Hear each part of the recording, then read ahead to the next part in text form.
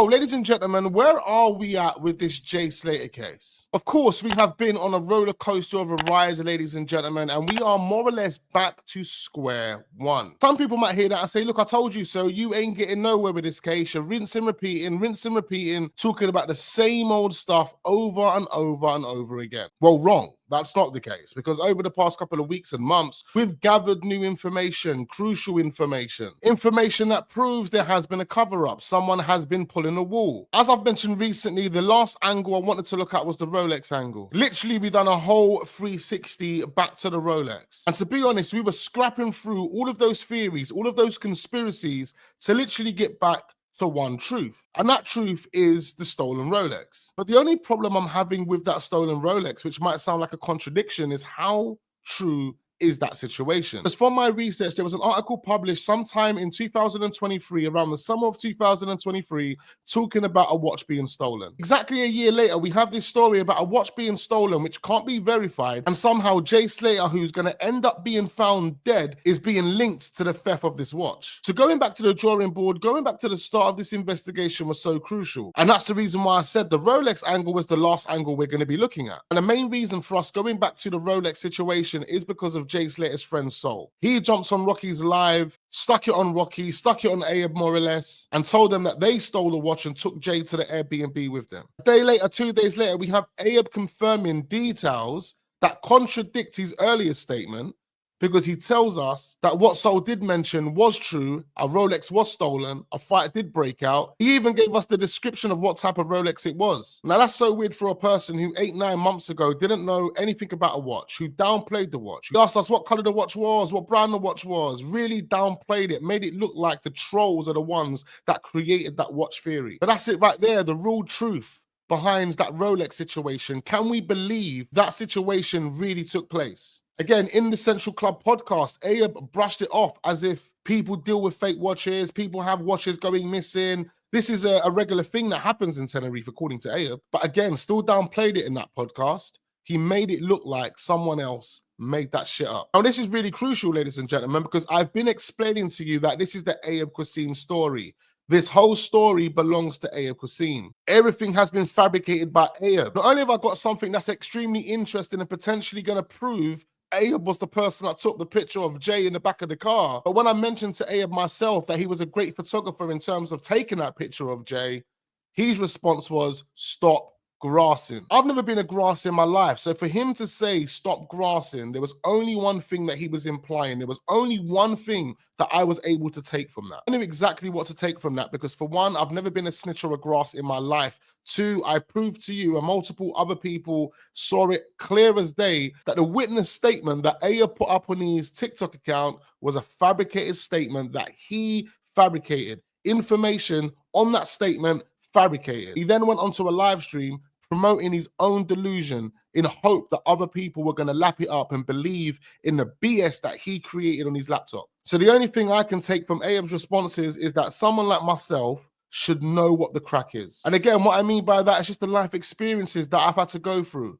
Someone like myself, looking at what's happened to Jay, should know what it gets like when people F up. If people run away with money, if people run away with drugs, you should know what it gets like. That's what I took from Ayab telling me to stop grassing. I've never been a snitch in my life, and I've proved to you that that statement's a fabrication. He knows it. He even said it to me in the DMs that he knows that the statement is a fabrication, but what he's doing it to manipulate the way people think, feel, and ultimately what they believe. And this is exactly what I've been telling you about this case. This is what they've been doing throughout this case. They've been doing this throughout this case from day one, and Ayab's actions and what he has done over these past couple of weeks proves my theory right, proves that these guys have been manipulating this case from day one. That's been a major part of my theory. If you guys have been listening and been watching my videos over the past 6, 7, 8, 9 months, you guys will know I've been telling you that these guys have been manipulating the narrative from day one. They've been corroborating the story behind the scenes to make it make sense as to why Jay went to the Airbnb and why Jay left the Airbnb. There's so much that I've said over the months that has come to fruition, because one thing that God sent me here to do was read people. And these guys involved in this case are coloring books. There's so many holes in this story, more holes than a football net. It's unbelievable. But now we have a lot of the information. Now we have all of this insight, all of this experience, all of this knowledge. So now when we look back at things that took place 6, 7, 8 months ago, whether it was a tweet, whether it was a post on TikTok, whether it was a WhatsApp message, the people that we are today, the understanding that we have today over this Jay Slater case enables us to look at that information and break it down like a game of Tetris, literally. One of the weakest links in this story is Lucy May Law. There is proof and evidence that she has been lying from day one. Going back to the beginning and looking at the Rolex situation was one of the best decisions that we ever made. Why? Because Little Miss Vodka had information that was compelling, information that 95% of us totally forgot about. That's the information that people have been hiding. To quickly recap, the information that Little Miss Vodka had was Lucy had been selling drugs in Tenerife and using Jay Slater's bank details to do that. The information that she was given by the two people that was involved in that transaction said that they were willing to give Lucy cash money, but no, Lucy wanted a transfer only. The details that they were given belongs to Jay Slater. Little Miss Vodka actually tested those details on her own online banking app. And guess what? Those details belongs to Jay Slater. But again, going back to square one and looking at the Rolex situation again, opened up a whole new door. A door that was always there, but I believe it was being kept locked by the people involved in this case. Lucy, main culprit for misinformation. Ayub, main culprit for misinformation. We are going to look at an old WhatsApp message in a little while, one that Mark Smith has more or less just debunked with the name Nikki. I want to look at that message once again. That message can be easily debunked, and because of our experience, our knowledge, and our understanding of this investigation thus far, I reckon we'll have a clearer understanding of what this message was meant for, what this message was actually meant for. My opinion, in between the hours of Jay leaving that festival and going to the Airbnb, that's when Jay would have lost his life. Like I mentioned in my last video, I've got something that Ayub knows I have that proves the picture of Jay in the back of the car was taken by Ayub. Message that was put on the front of that picture saying, yo, cars, I've just stolen an AP and I'm on my way to sell it for 10 quid. I told you guys that message was written by Ayub. And like I mentioned, I told Ayub exactly what we've discovered.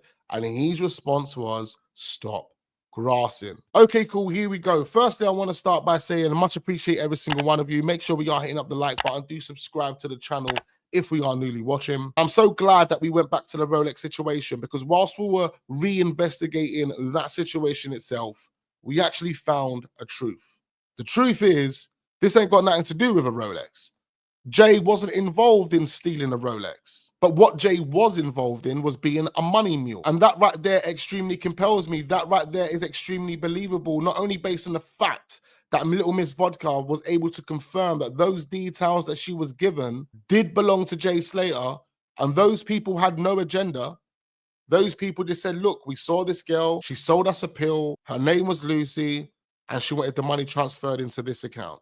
That account belongs to the guy that is apparently missing at that moment in time. It was Jay Slater's account. And have them lot covering up Lucy being at the Airbnb. Why would they cover up Lucy being at the Airbnb? Lucy initially told the police that she stayed at the Airbnb with Jay. And when she woke up, Jay was gone, which is a total contradiction in regards to what she told us through the media. Now it makes sense. They were covering up the real reason as to why they had that Airbnb. They were covering up the real reason as to what they were doing in Tenerife over that weekend. They were covering up Lucy's involvement in any criminal activity that took place that could have potentially led to Jay's demise. Lucy is being well protected for a reason. Ayub was protecting Lucy 7, 8 months ago when he was wearing that red jacket, basically telling the world to leave Lucy alone. She's done nothing wrong. Why is Ayub protecting Lucy? Yeah, people on the internet are getting onto her, but it's clear she had been lying. So why would Ayub, who she threw under the bus, by the way, she claimed he was a stranger, why would Ayub weeks later be protecting Lucy? Why? Some months later, we finally get a police report that confirms Lucy lied. Lucy told the police that she was at the Airbnb with Jay. It was a mate's Airbnb. But she told us that Jay went to the Airbnb with two strangers, people that he only met that night. One of my main theories over the months and months that have gone by is that these guys have come together, corroborated a story, to keep changing the narrative over certain periods of time. I told you guys about 10 to 15 videos ago that a certain approach was being taken initially. I believe it was a blackmail approach. Remember, Debbie received that disturbing message the moment she landed off a plane saying that you're never going to see your son again because he owes me a lot of money. Debbie always thought that Jay had been kidnapped. Even Lucy at one point had told the media that she believed Jay had been kidnapped. Was that a way of them trying to play out a certain narrative? That narrative then changed because of who?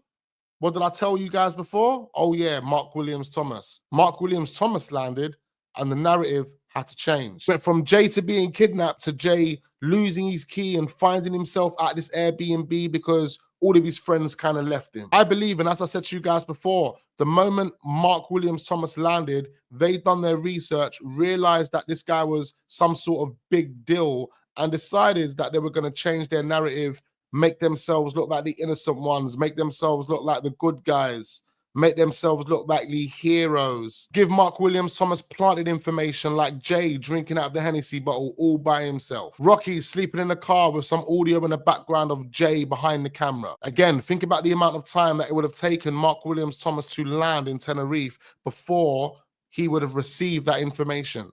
Well over a week. That gives them well over a week to really put those pieces in play to make sure things don't go left and they cover their tracks. See, again, with this being a missing persons case, ladies and gentlemen, the lens, the investigative lens that was being looked through wasn't looking at the information that we know today is fabricated information. It was looking at that information as if it was facts, as if it was true information. Like Jay in the back of the car, I know Abe fabricated that picture, but initially when they looked at that picture, they took that theory of Jay being involved in a fight and stealing a watch and going to this Airbnb to sell it for 10 quid. They took that as fact. Mark Williams Thomas then scrutinized the information that he was given by the likes of Abe, by the likes of Brandon, by the likes of Lucy, Brad, whoever he got his information from, and none of it made sense. Jay's decision to leave the Airbnb never made sense.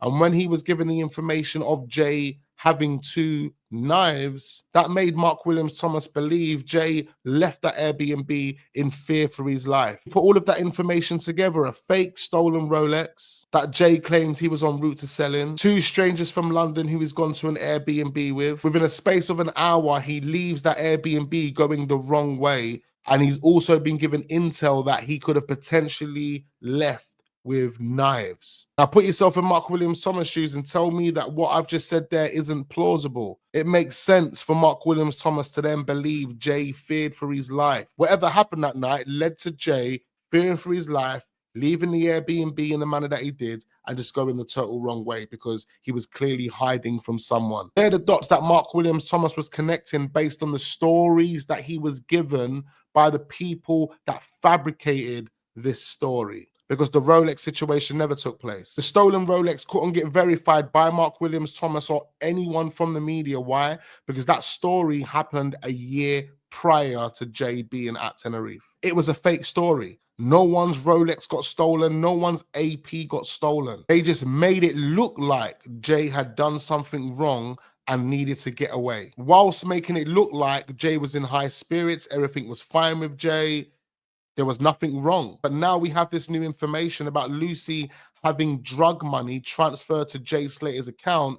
It gives motive because it means Jay was involved in some sort of drug activity. Whether he was distributing or just being the money mule, he was involved in something. And that takes me back to this video, because this video right here that you see of Jay and Lucy, where Jay pulls his arm away from Lucy, tells me that Lucy was trying to warn Jay of something. Maybe Jay at that point lost his attitude and decided all of the money that he was being transferred into his account, he was going to take. Maybe he felt violated based on the amount of money that he had accumulated in his account and the amount of money that Lucy was going to give him. Again, Lucy could have warned him. Lucy could have said to him, Jay, please don't do nothing stupid. If you're going to listen to me now. That money that's in your account doesn't belong to me. Pause it right there, ladies and gentlemen, because I think we're hitting nails on the head. I want to get into this message because this message also connects with what we're saying here. And the dates that this message would have been posted on TikTok would have been the 29th of June, 2024. Literally a day to 2 days after Brad would have had his interview with Isla. Days before Abe's picture and name was in the media.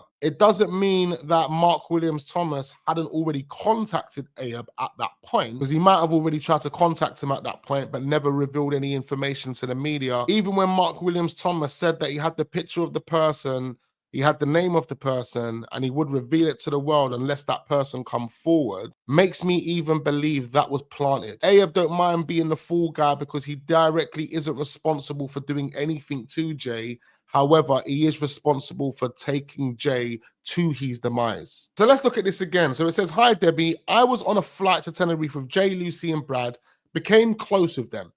Now, the first thing that jumps out to me is Lucy. The name Lucy in this. Why is Lucy's name being mentioned? Lucy's name's mentioned in the intro, but it's never mentioned again throughout this whole message. The only other person whose name's more or less mentioned is Brad. The way Brad's name's mentioned is as if they're giving Brad an alibi. So this person claims that they become close to Jay, Lucy, and Brad. The other thing I want to mention is since this date, since this time, since June, since July, since August, we have had it confirmed that Jay and Brad went to Tenerife by themselves without Lucy. Lucy was already in Tenerife, according to what's been confirmed after all of this information was brought to our attention. So that makes me again think, why is Lucy's name being mentioned by this person who claims that they met these people on a flight to Tenerife? The person goes on to say, "We started meeting them each night at the festival, and then on Saturday night, my mate," the name's been scrubbed out, but thanks to Mark Smith and the great tools that he's been using over there,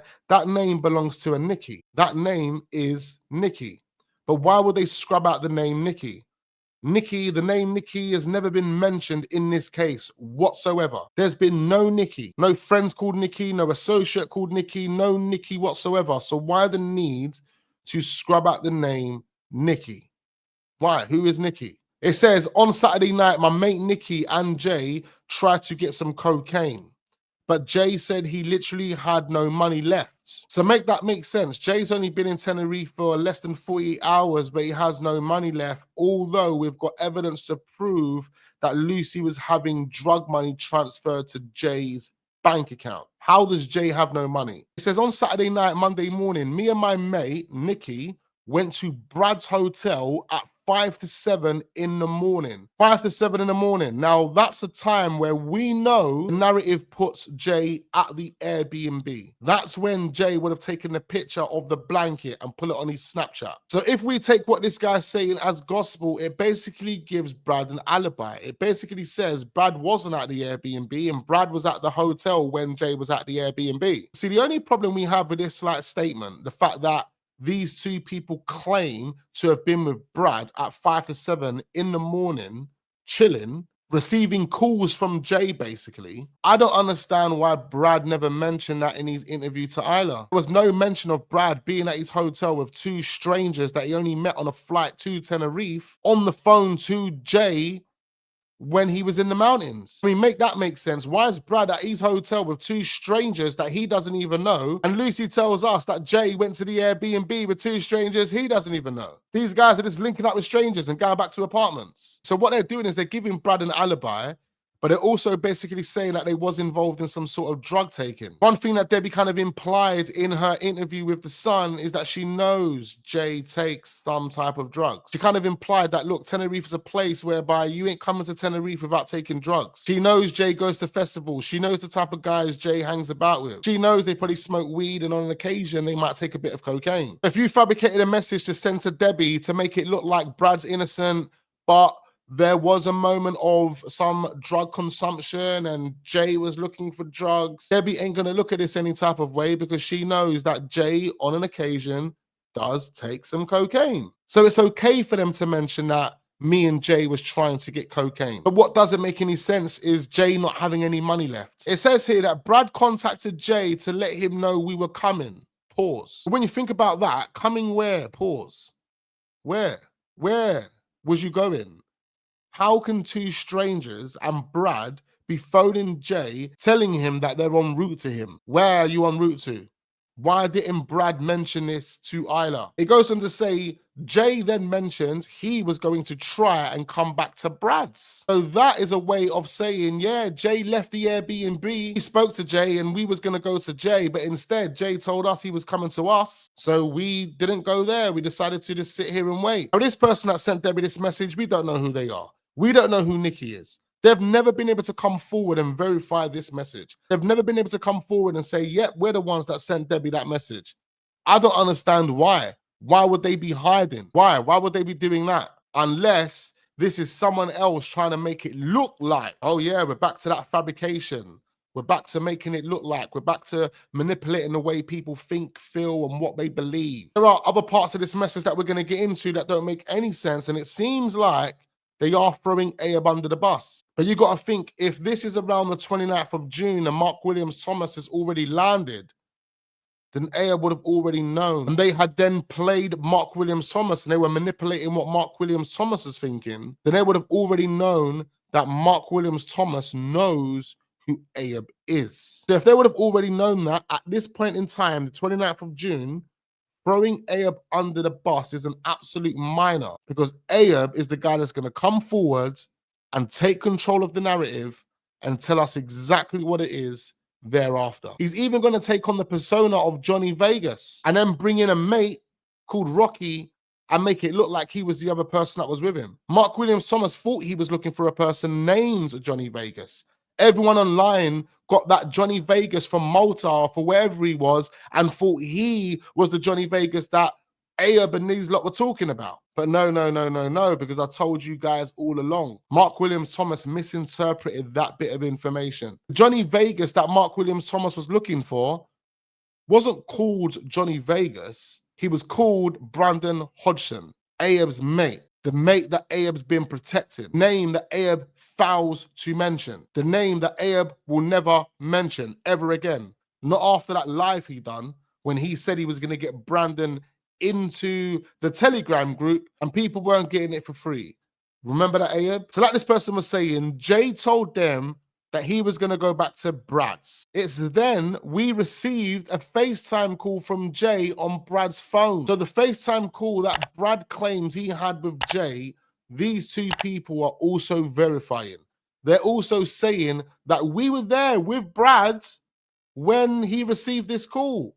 We saw Jay going down this little bit. How are these two people, these two strangers, two anons with tips, how are they giving Debbie this information?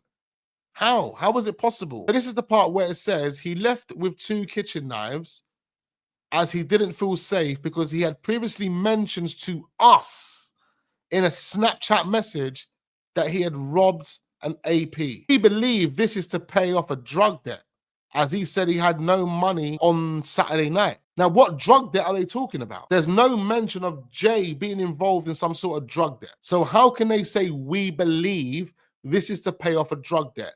What drug debt are they talking about? Or are they referring to the drug money that was being transferred into Jay's account? But it doesn't make any sense for them to say, we believe this is to pay back a drug debt. Also, another thing that stands out to me in this is that these two guys claim that they met Brad, Jay, and Lucy traveling to Tenerife. So how did they receive the Snapchat message of Jay saying he has just stolen a watch and he's going to sell it for 10 quid?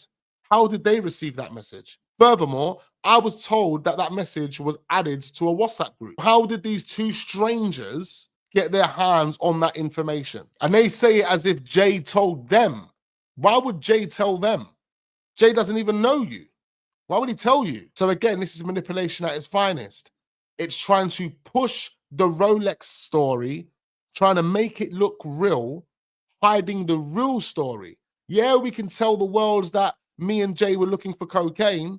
Yeah, we can tell the world that that cocaine was coming from the Somali guys, because later on, the Somali guys are going to not only downplay the Rolex and say, what the hell are you guys talking about? They're also going to claim, I'm not a trapper, yo, Potter Papers t-shirt. They're going to downplay the cocaine situation and tell any investigator, tell any media outlet that whoever mentioned that is just talking BS. I'm not a trapper, yo. But the problem we have now is whoever mentioned this can't be verified, the same way the Rolex story can't be verified. Why can't it all be verified? Oh, I'll tell you why.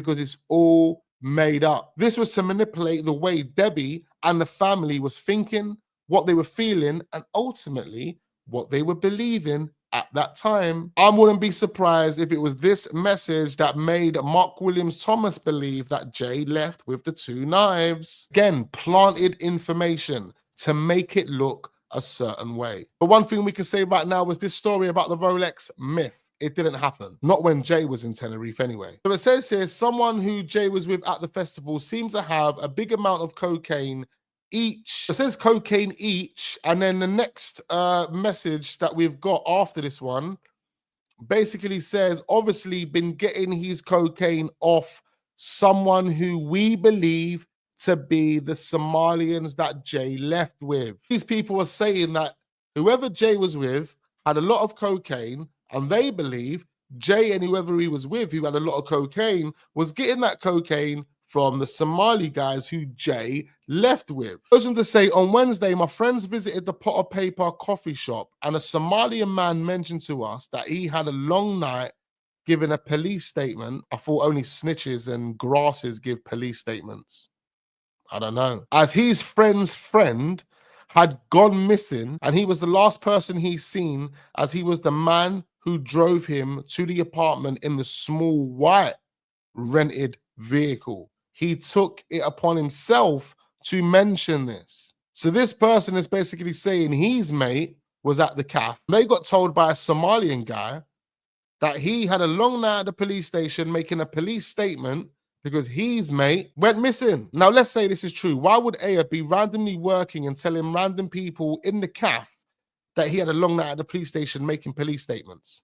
Why? Why would he do that? Why would he tell random people at the coffee shop that he was at the police station making police statements? But then he's got the audacity to fabricate a fake statement and make it look like I'm the grass, I'm a snitch. Oh, no, no, no, no. What they're doing is they're playing mind games. And this is the greatest form of manipulation, because that's exactly what they've been doing from day one. They started the trolling. They needed the trolling because they wanted to create a bunch of distractions. Distractions that what? Take us away from the truth. What jumps out to me here is the person said a small white rented vehicle. Why was it a small white one? The video that Ayab showed us confirms that the vehicle they were driving was either a dark grey, like a gunmetal grey, but there was a white car parked up outside the green garage that morning, the car that I believe belonged to Ophelia. Why would this person believe Ayab was in a white car? Why mention the white car? They did not know who he was, meaning his friends did not know who Ayab was. So again, that makes no sense why big bad Ayab would approach these random dons in the cafe and tell them all about this missing person and the police statement that he had to make. It says here, his story he told us seemed scripted and he was stuttering quite a lot. Now that's really weird, because when Ayab started doing his first live streams, he was making it look like he had a stutter. Not only was he making it look like he had a stutter, he was also intentionally making it sound like it was scripted. Ayab seemed like he was intentionally trying to come across with a stutter and trying to come across scripted. Again, this is Ayab Qasim's story. This is his own game. He's playing us at his own game. Remember, he created the rules. He made the rules. He created the guidelines, the storylines, the terms, the conditions. He created everything that comes with this game. It's the reason why he can play with Ophelia's side of the story however he likes. He can tell us that Ophelia knocked on the door, offered him a bottle of champagne. Look, I've told you this all before, guys. I've told you this all before. Ayab is comfortable. Ayab knows he can play with Ophelia's side of the story. Ayab felt so cocky at a point that he even mentioned Roman's name in the review. But it's funny, he's never mentioned his name ever again since then. Ayab's been cocky throughout this 10-month period.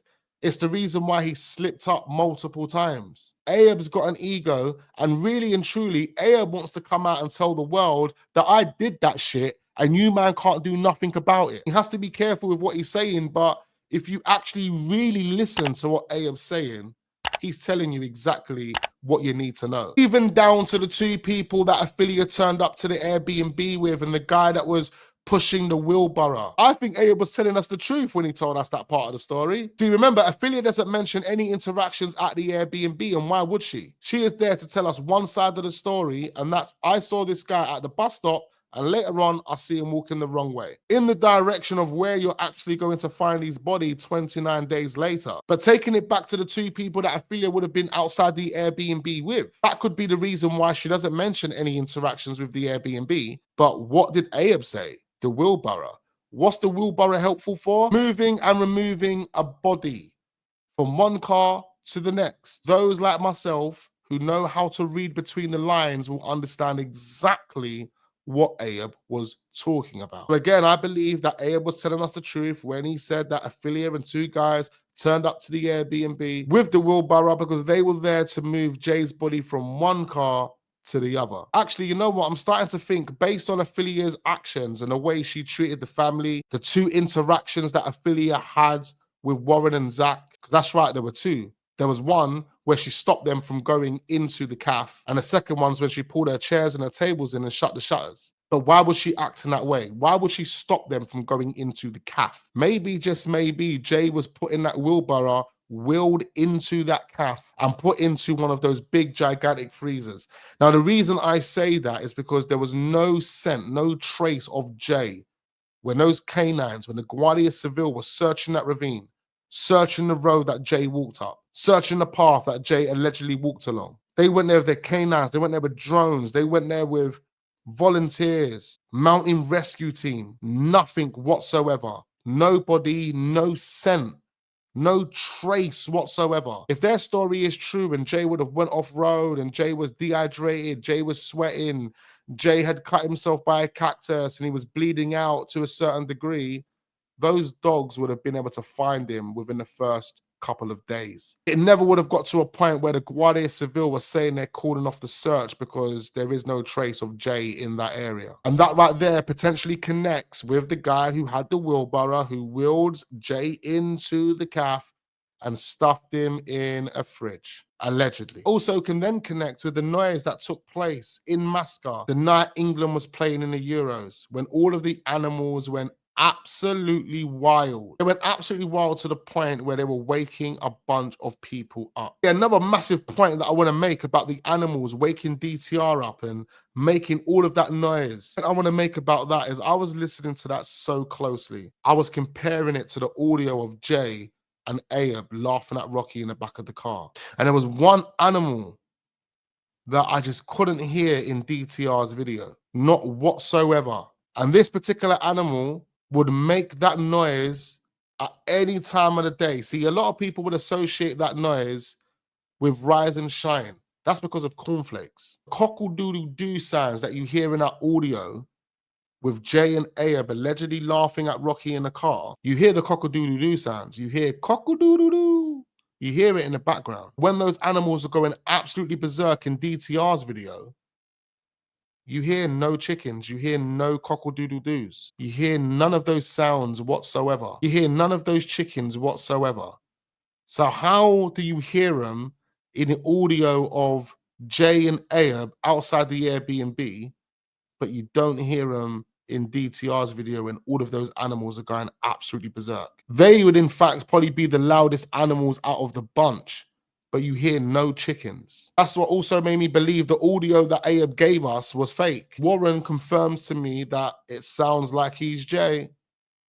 He's Jay's voice. But if what we've been saying in this video is true, that Lucy was sending drug money to Jay's bank account, and Lucy and the rest of the gang have been traveling to different festivals, including ones in the UK, then there's a good chance that this operation that Jay and Lucy are both involved in will also involve the likes of Ayub. It means that these guys have been involved in the drug operation this whole entire time. And I wouldn't be surprised based on Ayub being involved in this thing because he's a convicted drug dealer. And one of the people that's standing up in his corner, the leader of the accident group, is from the same area that Ayub was flooding with drugs. Back to this though, so he said that they offered Jay a lift and he's referring to Ayub. Jay took it upon himself to leave, which again, we assumed, these two guys that are sending this message, they assumed it was to meet them and Brad. But again, that gives Brad his alibi. That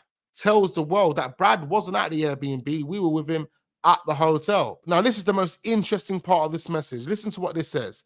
It says here, could I please stay anonymous? If you would like to get in contact, please contact me on this number. I will attach the photo of the Somalian man we spoke to, which was taken in the club on Sunday night where Jay can be seen. Now, remember what this person is saying. It was his friends that spoke to Ayub at the coffee shop, but somehow this guy has a picture of Ayub and Jay just before they were going to sell this watch, or whilst they were at the club on Sunday, being specific with the actual day as well, Sunday night. The message kind of cuts off, but then we have these two photos that have been sent over. First one, it looks like it's Ayub with his fist like that, and Jay potentially taking the picture. It looks like it could be Jay taking a picture. I'm not too sure why his face is cut out. The message says, here is the photo of Jay on the way to sell the watch. How does this person know that that picture is when Jay was en route to sell the watch? He's actually referring to the picture with Ayub. He ain't talking about the one in the car. He's talking about the one where Jay is with Ayub. So how does this person know that? How is this person trying to plant a seed to make it look like, yeah, like everything's cool. Look, Ayub and Jay were together. This is the Somali guy. Looking at this picture, it doesn't look like Jay was in any trouble. Doesn't look like, you know, Jay was being held against his will. No, it looks fine to me. But this is when they were going to sell the watch. Now, what jumps out to me when you look at the second photo of Jay in the back of the car, which is actually the original picture of Jay in the back of the car, you can tell just based off this half a picture of Jay and this picture of Jay in the back of the car that the noses are totally different. You can tell that even the hair, to a degree, is different.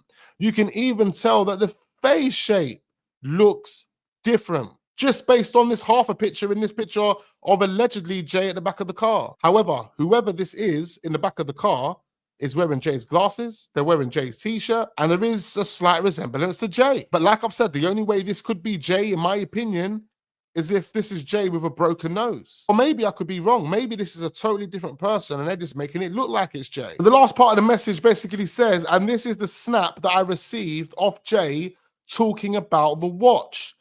Now, why would you, a stranger who met Jay and his friends on a plane to Tenerife, why would he send you the Snapchat? Why?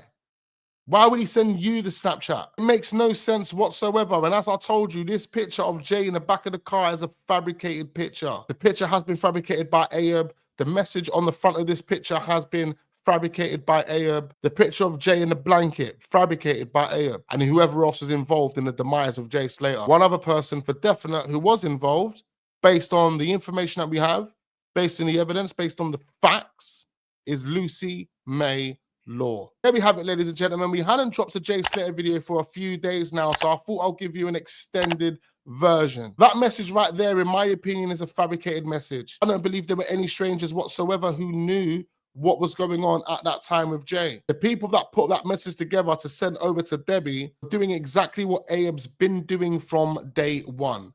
And that's just to manipulate the way Debbie was feeling, what she was thinking, and ultimately what she was believing. It was a distraction to keep us away from the truth. Ladies and gentlemen, I need to know exactly what you guys are thinking, so leave all of your comments down below in the comment section. There's going to be more Jay Slater uploads as well as plenty other content, so make sure you don't go anywhere. Hit that like button, subscribe to this channel if you are newly watching. We are on the road to 50,000 subscribers, so tell a friend to tell a friend. Make sure you turn your notification bells on so you don't miss out on no content. I mean, we've got loads of videos dropping. You don't want to miss out on those videos, so make sure you turn your notification bells on. And I look forward to seeing you guys on the next one.